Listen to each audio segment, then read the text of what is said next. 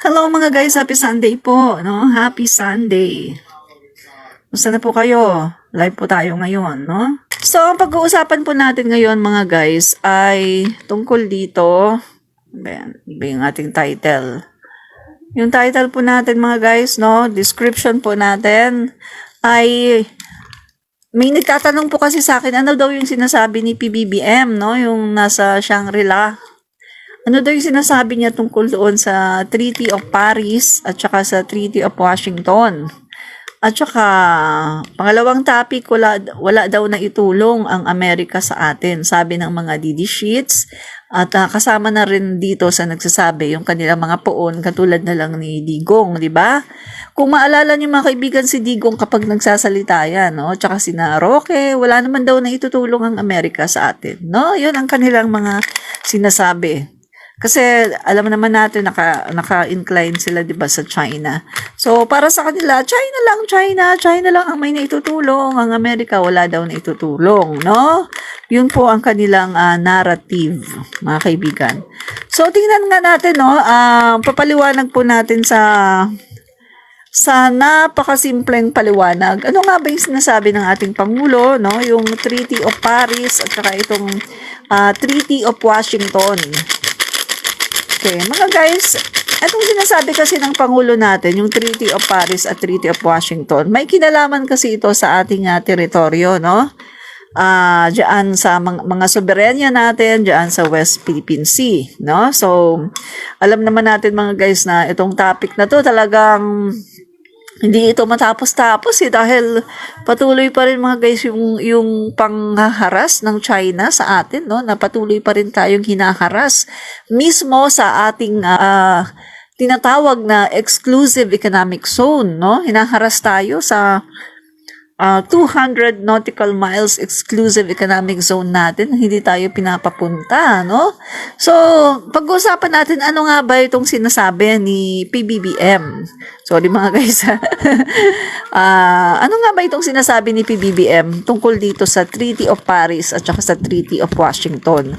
So, dito mga guys, maipapasok natin yung pangalawang topic natin na sinasabi po ng mga DD sheets at saka ni Harry Roque, kasama na rin dyan si Duterte, na wala naman daw natutulong ang sa atin ang Amerika, wala naman daw na itutulong sa atin ng Amerika.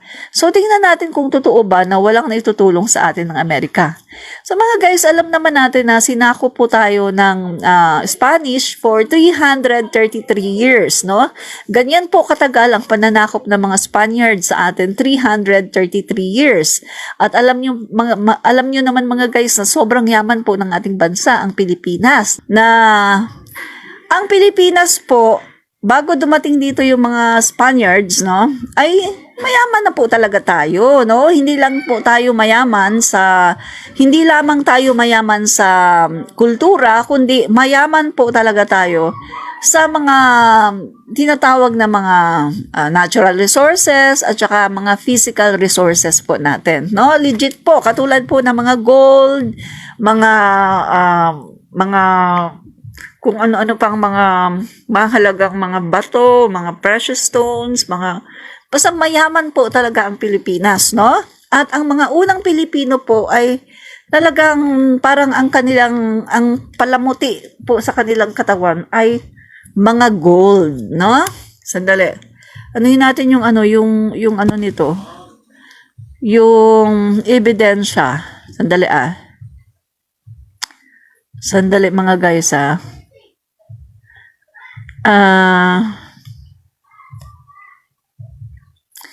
dali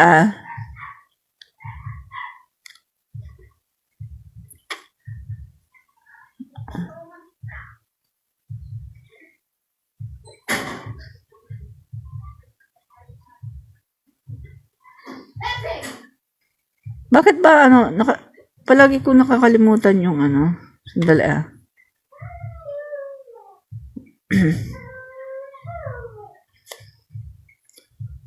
Sandali guys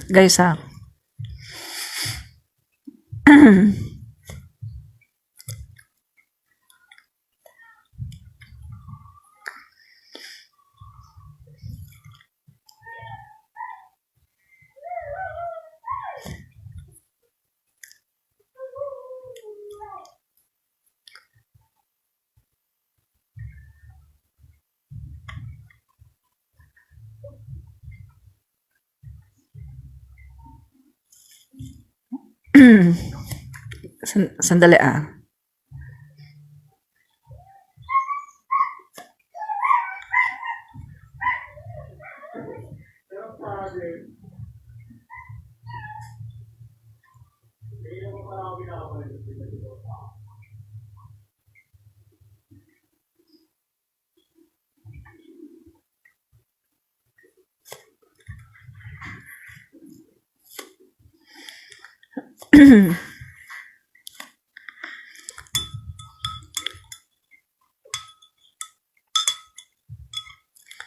Sandali mga guys hindi ko makita yung ano eh.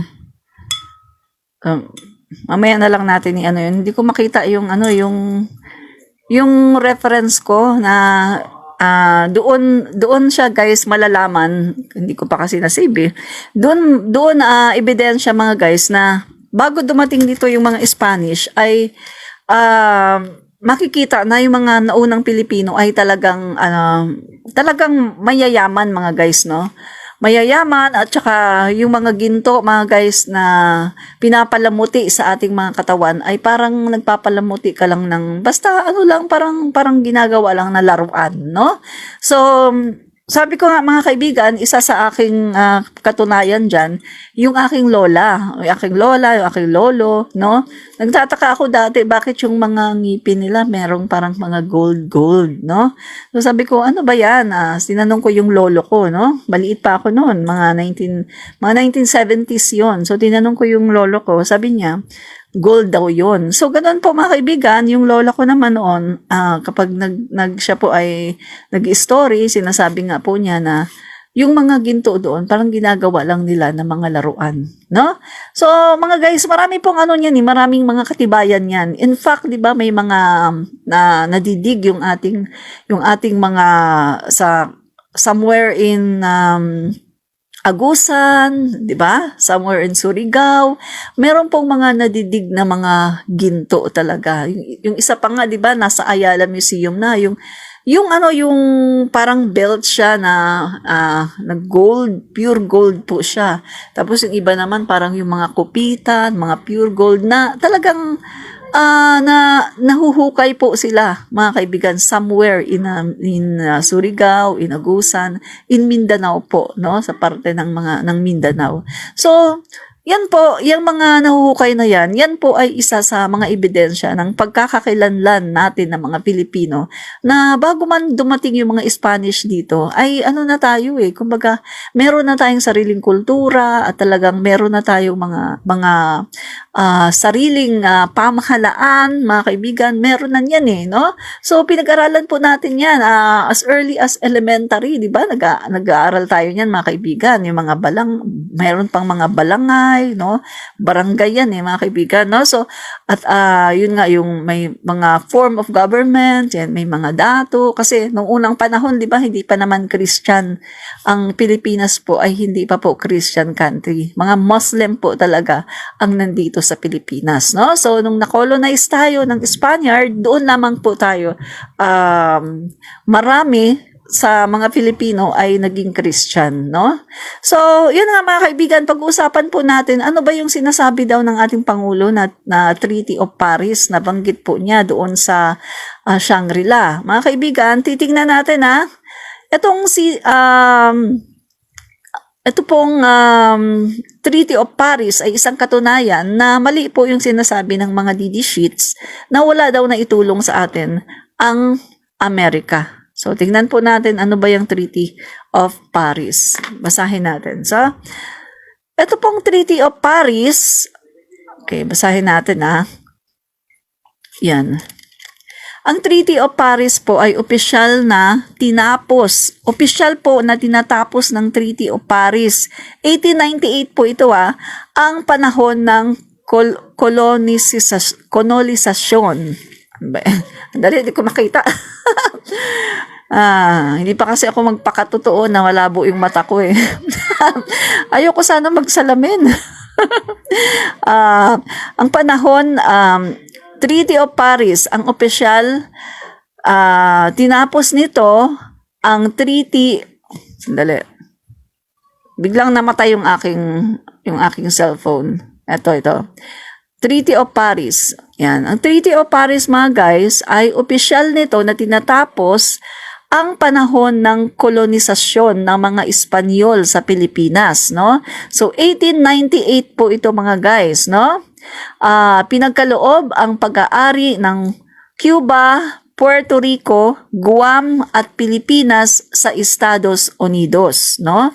So ito po, mga kaibigan, dahil dati po ay colonized po tayo ng Spain, no? Katulad po ng ibang mga lugar dito sa buong mundo, na-colonize po ng Spain at tayo po nga nasakop, pati kultura natin, pati yung ating mga apelyedo, no? Kahit apelyedo ko, ganun din eh, no? Spanish din talaga. So, eto po, itong Treaty of Paris, ginawa po ito, mga kaibigan, para tuldukan yung pananakop sa atin ng mga Spanish, no, ng mga Spaniards. At ito nga po, mga kaibigan, ang Estados Unidos po ay nagbayad po, no. Parang ang nangyari po nito, parang pinalaya po tayo sa pamagitan ng pagbabayad po ng Estados Unidos ng 20 million USD, no? So, ang laki po, mga kaibigan, no? 20 million USD. US dollar po. So, sabi nga po sa ibang pananalita, binili, no? Binili ang Pilipinas ng Amerika mula sa Spaniards.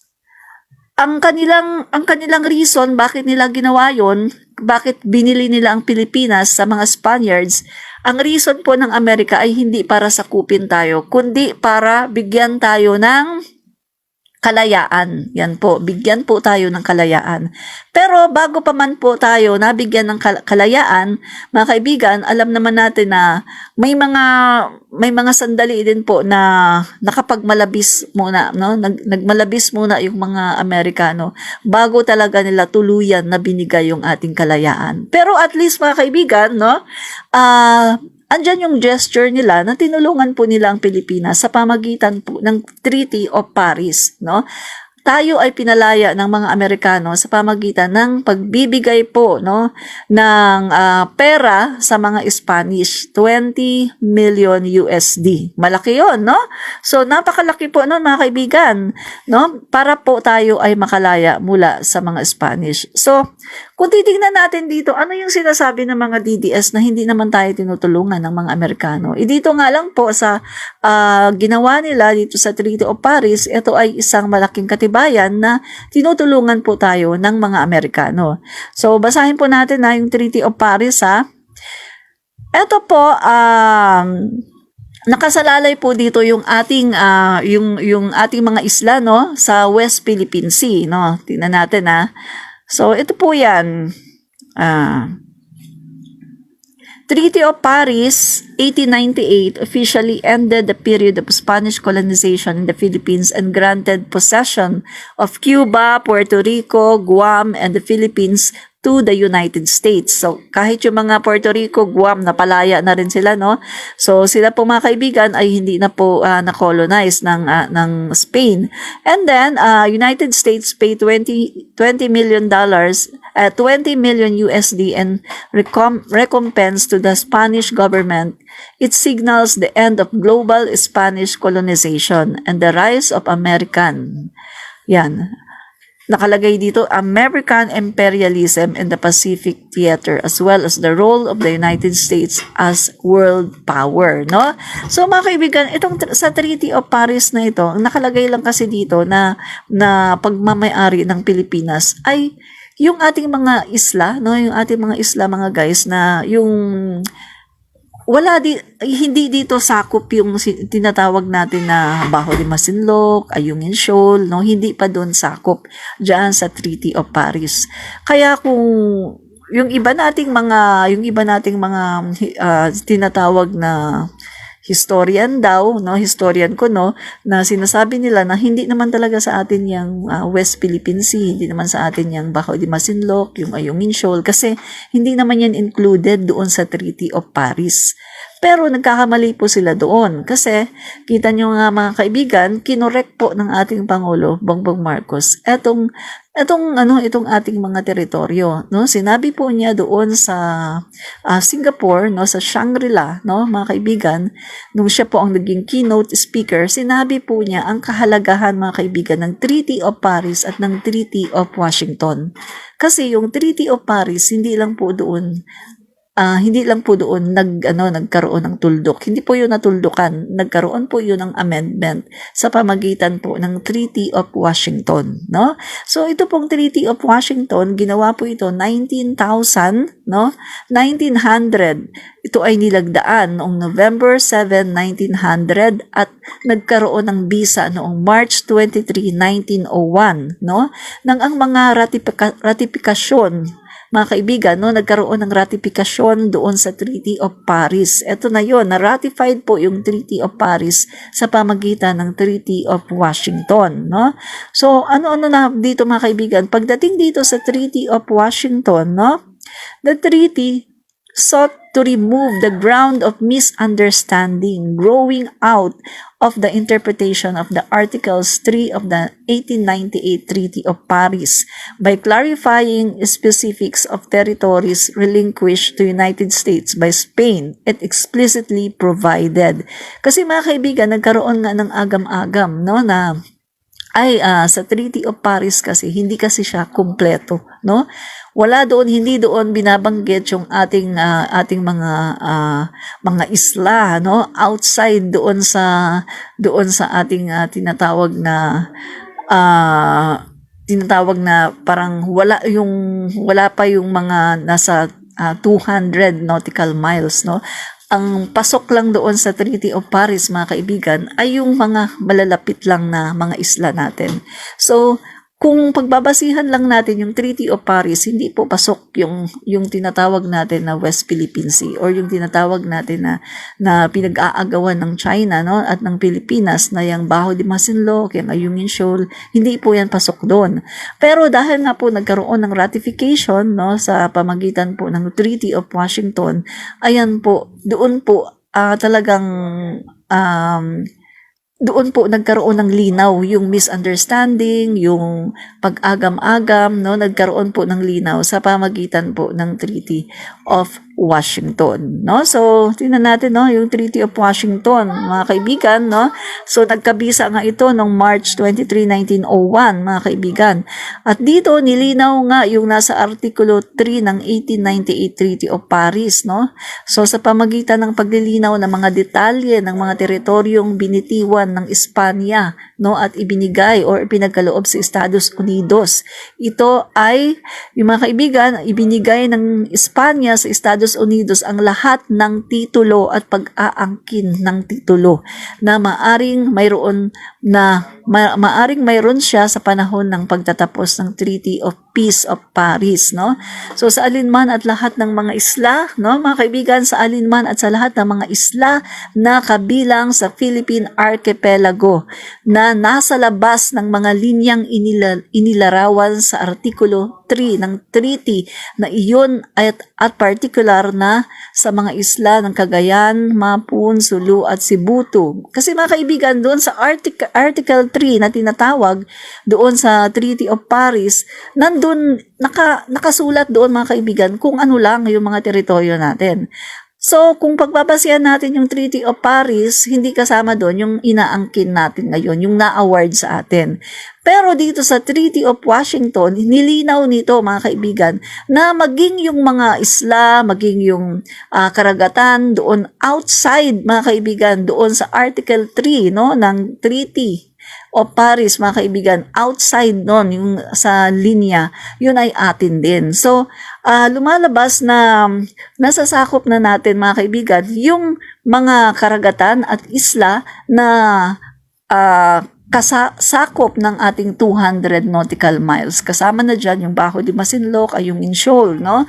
So, dahil dito sa Treaty of Washington, nagkaroon, mga kaibigan, ng mas matibay ang paninindigan, mas matibay ang ating pinanghahawakan. Nasa atin nga yan, yung West Philippine Sea na yan, atin yan. Dahil nakasaad yan dito sa 19,000 or 1900 Treaty of Washington na siya ay pinagtibay at talagang pinagtibay at na-ratify noong 19,000 at nagkabisa noong 1901, no? So, yan mga kaibigan, no? So, sa madaling salita po, mga kaibigan, dahil ang binigay lang po ng United States ay 20 million, no? 20 million lang po ang binigay ng United States. So, sabi ng Spain, ay hindi sasapat kasi maliit lang eh. Maliit lang yung 20 million. Kulang pa yan, no? Humirit po yung Spain. Kulang daw ang 20 million USD. So humirit ang Spain, ano po ang ginawa ng US, no? So bilang alang-alang sa tahasang pahayag na iyon, no, sumang-ayon ng Estados Unidos na bayaran sa Espanya ang halagang $100,000, no? So mga kaibigan, nagbayad na naman ng Amerika 100,000 US dollar sa loob ng 6 na buwan pagkatapos ng pagpapalitan ng pagtitibay. Ang Treaty of Washington ay kilala rin bilang Cession Treaty. No? So, mga kaibigan, so nakita nyo, sa pangalawang pagkakataon, nagbigay po ang Amerika ng $100,000 para lang pumayag ang Spain na magkaroon ng amendment, no, na ay hindi pwedeng ganito lang, no? Kasi ito teritoryo pa to ng Pilipinas, 'di ba? So, ang ginawa ng Amerika dahil ayaw pumayag ng Spain kasi gusto nila pera, no? So, nagbigay pa ang Amerika, nagbayad pa ang Amerika ng $100,000 para lang ma-ratify itong sa pamagitan itong Treaty of Washington. At dahil dyan sa Treaty of Washington, mga kaibigan, ayan na. Ito ang katibayan na talagang atin yan. No, atin talaga yan. Yung Baho de Masinloc, yung Ayungin Shoal, yung 200 nautical miles na yan ay sakop po ng ating territory at ng ating soberenya. No?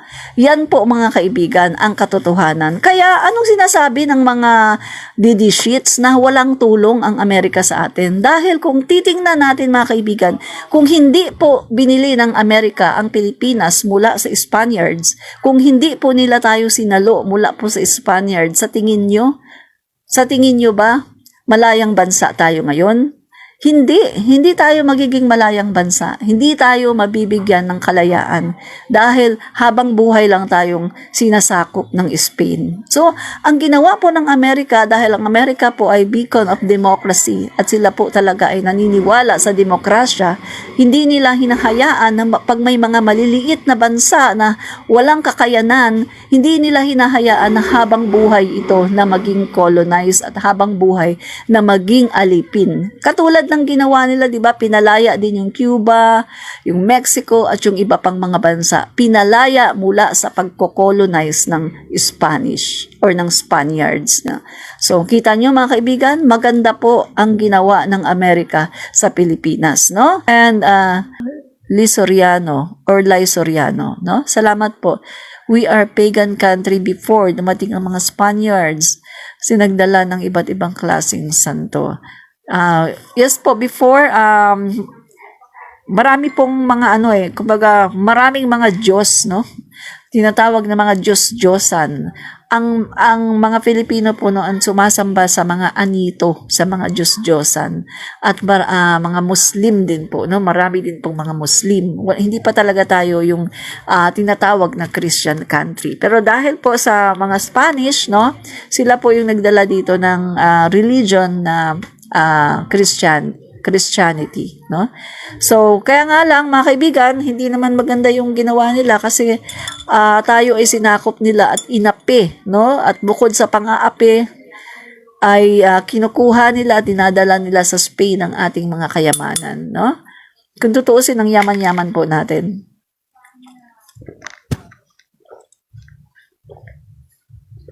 So, yan po ang nangyari, ano? And then, mga kaibigan, so, ayan po ang napaka-importante po ng mapa na yan, yung Velarde map na yan. Kasi nandyan po, mga kaibigan, nakalagay, no? Nandyan po, mga kaibigan, iba nga lang, no? Iba nga lang, mga kaibigan, ang mga pangalan, no? So, nandyan po, mga kaibigan, ang ating mga inaangkin, no? Na mga soberanya sa West Philippine Sea. Yan po yung oldest map, no? The Velarde map. Kaya mga kaibigan, kung yung sinasabi ng mga DD sheets na wala daw nagawang tulong sa atin ang Amerika, yun ay napaka fake news. Fake news yun, mga kaibigan, no? At isa pa, alam nyo ba, mga kaibigan, tayo po ang palaging advance.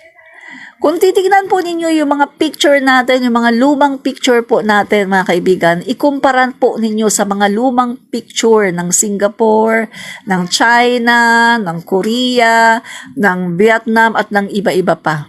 Tayo may mga malalaki ng building, tayo meron ng mga facilities na magaganda, pero sila mga kubo-kubo pa. Bakit advance tayo? Kasi nga dahil sa Amerika. Dahil po sa Amerika, kaya advance tayo.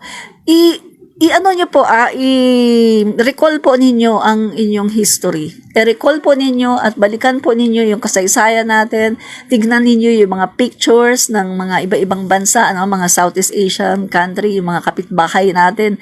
Tignan nyo, i-compare nyo anong itsura ng Korea, ng China, Vietnam, anong itsura ng mga yan? Anong itsura ng Pilipinas? Makikita nyo, ibang-iba. Ang Pilipinas po ay ang ganda-ganda na. Dahil po yan sa mga Amerikano. Diba?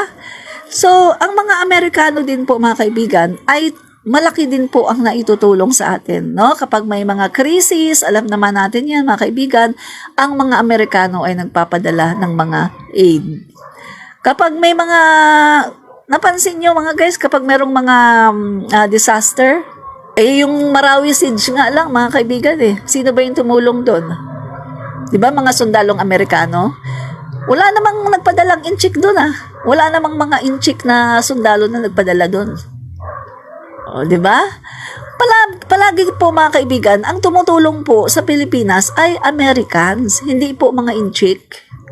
Sa totoo lang ang mga incheck, mga kaibigan, sa totoo lang, sila pa nga yung nagdadala ng mga hindi magaganda dito sa Pilipinas. Sila po ang nagdadala ng bisyo.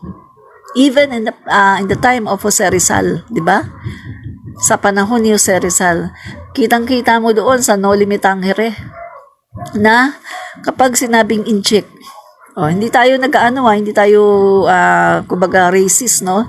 Pero yung history lang po, anuhin lang natin yung history sa katotohanan, no? Sa panahon po ni Rizal, pag sinabing inchik, parang parang diring-diri sila, mga kaibigan. Kasi nga sa panahon ni Rizal, yung mga inchik, mga kaibigan, yung mga pumupunta dito, nagdadala lang sila ng opium. Yun po, doon po kilala yung mga inchik. Nagdadala sila ng mga illegal na mga kontrabando. Sila po ang nag-iimpluwensya sa ating mga kababayan para gumamit ng mga pinagbabawal na mga ganon, di ba? Ngayon sa natin sa modern times natin, panahon ni Duterte, mga kaibigan. Panahon ni Pinoy, wala naman tayong problema sa Pogo. Sa totoo lang sa panahon ni Pinoy, may problema ba tayo sa Pogo? Wala naman, di ba? Sa panahon ni Duterte, pinapasok niya ang Pogo. May mga panahon pa nga na sinabi ni Duterte na nagsisisi daw siya, bakit niya pinapasok ang Pogo, 'di ba? Na ganito daw pala nangyari. Pero eto mga kaibigan, hindi niya pinaalis. 'Di ba hindi niya pinaalis ang Pogo kasi ang nanghinayang siya. Ang sabi niya mga kaibigan, kasi kumikita daw ng magkano? 1 billion? May kita daw sa Pogo. Pero kung sabi nga ng mga mambabatas, kung titingnan natin, yung kita sa Pogo, kulang pa. para ipambayad sa nagiging damage ng pogo sa ating bansa at sa moralidad ng mga Pilipino. Kulang na kulang pa yung binibigay nilang taxes. And mga kaibigan, pagbaba 'di ba ni Duterte, may balita na itong mga pogo hindi pala nagbabayad ng mga buwis, 'di ba? Tapos ngayon mga kaibigan, anong nangyayari? Puro na lang pogo related crime. Pogo related crime. Puro na lang andyan yung sex trafficking, andyan yung human trafficking, andyan yung mga pangi-scam, andyan yung mga illegal na mga substance, 'di ba? Andyan yung mga love scam, lahat ng mga illegal nandiyan sa pogo, mga kaibigan, no? So just recently, meron na naman silang nalaman at nagkaroon ng search operation sa may Pampanga. 'Di ba mga kaibigan? Dati sa Tarlac, tapos ngayon sa Pampanga naman, 'di ba? Tapos eto pa mga kaibigan, ang sabi ng opisyales, magugulat na lang daw tayo one of these days kasi i-announce nila kung sino yung behind diyan sa pogo na yan sa Pampanga. So, abangan natin yan mga kaibigan kasi may mga haka-haka, isang politiko, isang mataas na politiko, 'di ba? Yung nasa likod ng pogo na yan, 'di ba? So, abangan natin yan. Kaya ito, may mga panawagan no sa pangulo natin na talagang paalisin na ang mga pogo na to. Kita niyo mga kaibigan, pagkatapos si Duterte, gustong-gusto niya doon tayo sa China lang. China lang. Kahit kalabanin natin ng Amerika, kalabanin natin ng ibang mga bansa, basta China lang. Kayo gusto niyo ba China lang? Gusto niyo ba dumikit sa China lang? Ako hindi. Kung papipiliin ako, mas gusto ko dito sa West, dito sa Amerika, kaysa sa China. Sa totoo lang. Ano namang ginawa ng China? Ano naman ang dinala niyan sa buong mundo? COVID. Virus. Yan ang dinala niya sa buong mundo. Virus.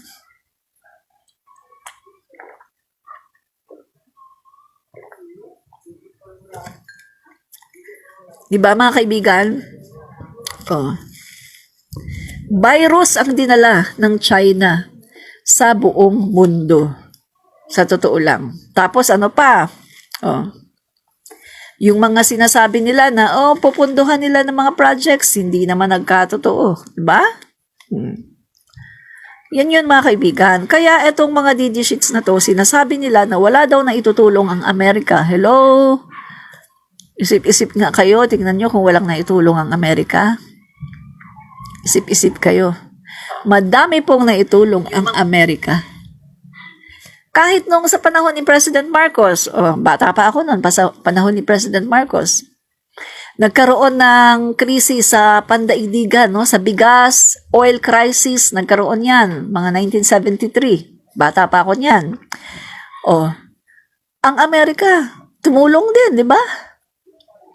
Tumulong ang Amerika sa pamagitan ng pagbibigay ng mga programa sa mga bata, no? Hindi lang yung mga bata dito sa Pilipinas, kundi mga bata dito sa Southeast Asia tinulungan, no? Sa pamagitan ng pagsuporta nila, pagbibigay ng gatas, Klim. Di ba? Yung mga Nutriban. Yan mga kaibigan, mga yan talagang mga initiative yan ng Amerika mga kaibigan. Nutriban, yung Klim, yung Bulgar, yan binibigay yan no sa mga bata para maging masuportahan yung kanilang nourishment. And then later on inadapt yan ng ating Pangulo, President Marcos Sr. At ipinagpatuloy niya. Kaya yung mga nagsasabi din na ay hindi naman yan kay Marcos. Yung Nutriban, diyan kay Marcos, yan, sa Amerika yan. Oo nga, nandun na tayo, no? Ang Amerika ang nag-initiate niyan, pero inadapt din niya ng ating Pangulong Marcos at ipinagpatuloy. Sino ba ang Pangulo nun? Si President Marcos Sr.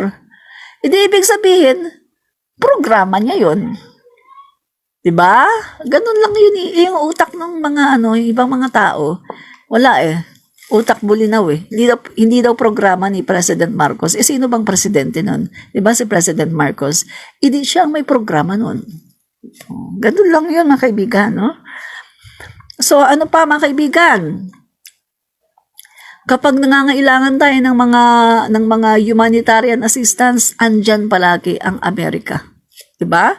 So, kaya etong mga sinasabi ng mga DD sheets, hindi po totoo yan. Yan po ay puro mga kasinungalingan.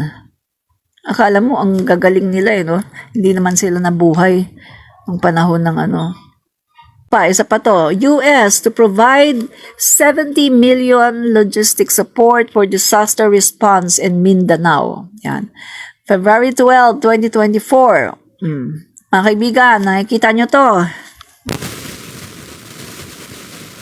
US Marine yan, ha? US Marines and Philippine Air Force, no? So, mga kaibigan, sila ay namimigay po ng mga food packs, no, provided by the United States government to support disaster response efforts in Mindanao. Yan, on February 12, excuse me. So, eto yung mga kaibigan sinasabi ko sa inyo. Kapag meron po mga problema dito sa Pilipinas, may mga nangyayaring disaster, andyan po ang United States, andyan po ang Amerika, no? The United States government through the U.S. Agency for International Development, USAID, is providing nearly 70 million or 1.25 million in humanitarian aid to respond to the needs of communities affected by severe flooding and landslide in Mindanao.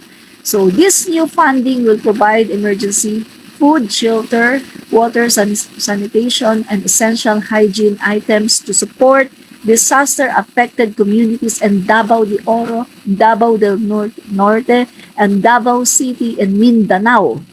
Kita nyo, recipient pa sina Digong. Recipient pa yung mga DD sheets na nasa Davao ng tulong ng Amerika. Pagkatapos sasabihin nyo, walang ginagawang tulong ang Amerika sa Pilipinas. Ang sisinungaling nyo naman ang pa-plastic nyo. Dapat hindi nyo tinatanggap kapag tumutulong ang Amerika. Diba? Magkaroon ng flood sa Mindanao, Davao City. Diba, mga kaibigan? Itong February. Yan mga Amerikano at mga Pilipino. Pumunta, namigay ng napakaraming tulong. At galing po yan sa Amerika. Yan po ang sinasabi ko, no? So in addition, and at the request of the Philippine government, the U.S. Department of Defense through the 3rd Marine Expedition Force provided the 2 C-130s to assist the Philippine Department of Social Welfare and Development. So kita nyo, pati yung kanilang C-130, ano ba to? Helicopter ba to o airplane, no? Hindi ako Hindi ako familiar eh. Ano ba yung C-130? Is it helicopter or airplane? Pati C-130 ng Amerika. Pinagamit, dalawang C-130 ng Amerika, pinagamit sa Pilipinas, no? Sa Philippine Department of Social Welfare and Development, pinagamit nila para makapamigay makapag-deliver ng mga food packs sa mga affected families ng Davao. Kita niyo mga kaibigan, no? Yan yung sinasabi ko. Sasabi-sabi kayo na walang nagagawa, walang naitutulong ang Amerika. Pero kung titignan natin mga kaibigan, ang Amerika po palaging nandito. Tuwing meron pong disaster, nandito lagi ang Amerika. Diba? Ang incheck, mga kaibigan, ang incheck po, tumutulong lang yan. Hello, hindi nga talagang tulong ang ginagawa ng incheck. Kasi po mga kaibigan, ito sa totoo lang ang incheck po mga kaibigan, once na, katulad na lang pag nagsabi yan na, pupunduhan namin ang inyong mga proyekto. Yan. So, pupunduhan nila mga proyekto. Meron pong vested interest ang mga incheck. Alam niyo ba yung ginawa nila sa mga Sri Lanka, Laos, at iba pang mga maliliit na country, mga third world country? Purposely pinapautang nila para mabaon sa utang. Bakit nababaon sa utang yung mga countries na yan? Kasi ang laki po ng kanilang ng mga interes ng pautang ng China. Kaya nga 'di ba ang pangulo natin Bongbong Marcos, pumunta na siya sa Japan, sa ibang mga bansa na, mga kaibigan kasi itong China, meron po silang meron po silang ugali na pinapabaon po nila sa utang ang isang bansa. Pinapautang nila, malaki ang interest, sinasadya nila na maging baon sa utang, pagkatapos kukunin nila. Kapag wala kang pambayad, kukunin nila yung ari-arian mo. Diba? Katulad ng ginawa nila sa is it Laos o Sri Lanka na kinuha yung port. At hindi lang yan mga kaibigan, iba pang mga bansa, ganun ang ginawa nila. Purposely pinapautang para mabaon. Kaya sinasabi ko sa inyo, ang handshake po kasi, Communist Party yan, hindi naman yan democracy. Hindi po yan katulad ng Amerika na kapag nagpautang yan, magpapautang lang yan, mag-aantay yan, nababayaran mo. Diba? Pero hindi yan katulad sa China na hindi na yan mag-aantay na meron kang pambayad. Kapag sinabi nila na, wala kang pambayad, sige, kukunin na namin to. Kasi hindi po sila naniniwala sa democracy. Sila po ay communist. Walang Diyos. No? Kaya, kayo, kanino nyo gusto makipag-partner? Kanino nyo gusto makipag-alay? Sa China? Na komunista, na walang Diyos? Na hindi marunong tumupad sa usapan? At hindi marunong gumalang sa human rights, hindi marunong gumalang sa international law? Gusto nyo doon kayo makipag-partner, makipag-alay? O sa Amerika na nag-a-uphold sa international law at gumagalang sa human rights? Saan nyo gustong makipag-partner? Ay napakatanga nyo naman kung sasabihin nyo gusto nyo sa China. Ang tanga nyo naman, di ba? Mga kaibigan, mga DD-sheets lang ang mga tanga, di ba? Mga DD-sheets lang ang gustong makipag-alyansa sa Amerika. Pero wag ka. Yung mga gamit niyan, iPhone. Tapos gustong-gustong pumunta ng Amerika. Pagkatapos gustong-gusto ng mga branded. Tapos galit na galit sa Amerika. Bye! Salamat po sa mga nanood. Ayan. God bless po.